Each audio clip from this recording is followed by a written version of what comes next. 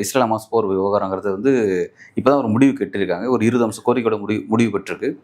இந்த போருங்கிறது ரொம்ப முக்கியமான விஷயம். அவருடைய அந்த 8 விஷயத்துல இது வந்து 8வது ரொம்ப முக்கியமான விஷயம்.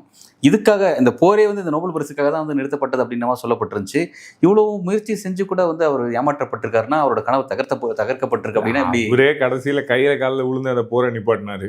ஏன்னா அது ஒரு வாரத்துக்கு முன்னாடி தான் நிப்பாட்டினாங்க. இப்போ இன்னைக்கு வெள்ளிக்கிழமை நீங்க அனௌன்ஸ் பண்றாங்க நோபல் பீஸ் பிரைஸ். இந்த பிளான் எப்போ ஓகே ஆகுதுன்னா ஒரு 3 நாள் முன்னாடி.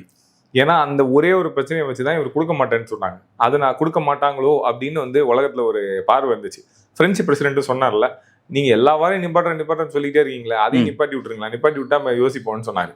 அது சொன்னதுக்காகவே ஒரு வாரத்துக்கு நிப்பாட்டினாங்க. ஆனா இன்னைக்கு இல்லைன்னு ஆயிடுச்சு.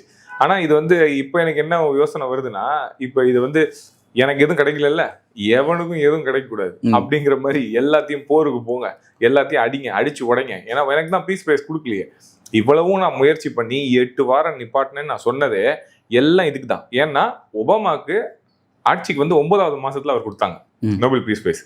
அவர் என்ன பண்ணாரு அப்படின்னு அவர் கேட்கிறாரு. அதுல ஒரு கதை இருக்கு, நம்ம அதை பேசுவோம். பட் ஆனா வந்து அவருக்கு ஏன் கொடுத்தீங்கன்னு கேட்கிறாரு. இப்ப அப்போ அவனுக்கு கொடுத்துட்டீங்கல்ல, எனக்கு ஏன் கொடுக்கல? இதான் இந்த ஆதங்கமே.